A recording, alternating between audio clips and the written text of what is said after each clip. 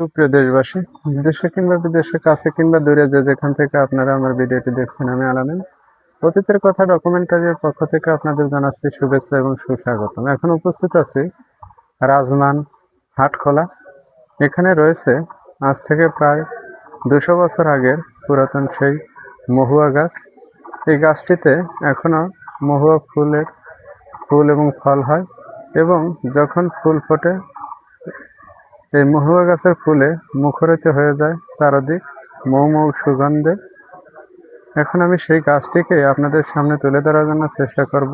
গাছটি এখন অবধি সে আগের মতনই রয়েছে। আপনার সকলেই আমার সাথে থেকে সেটি দেখার জন্য আপনাদেরকে অনুরোধ করা হলো। মূলত এটি হচ্ছে সেই মহুয়া গাছ। মহুয়া গাছটি আজ থেকে প্রায় 200 বছর আগের মহুয়া গাছ, ঠিক যেন আগেরই মতো দাঁড়িয়ে রয়েছে। গাছটির বয়স হলেও গাছটির শরীরে রয়েছে চির ধরে গেছে, অসংখ্য গর্ত রয়েছে। আমি গাছটির সন্ধানেই ছুটে চলে এসেছি আজ একটি ভিডিও চিত্রের আকারে তুলে ধরার জন্য। এটি হচ্ছে সেই মহুয়া গাছ। একসময় এই গাছে মহুয়া ফল ধরে ফেটে ফেটে চারদিক মুখরিত হয়ে যেত তার সুগন্ধে। আমরা এসে এই মহুয়া গাছ থেকে মহুয়াগুলো ছিঁড়ে ছিঁড়ে খাইতাম আর কি। এই সেই মহুয়া গাছ।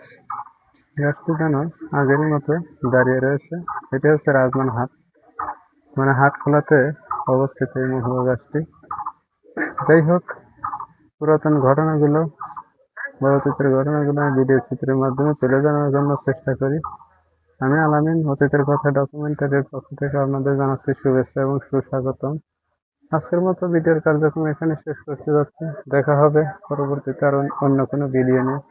সে পর্যন্ত আপনারা সবাই সুস্থ থাকুন, ভালো থাকুন, এই কামনা করে আজকের ভিডিওর কার্যক্রম শেষ করছি। আল্লাহ হাফেজ।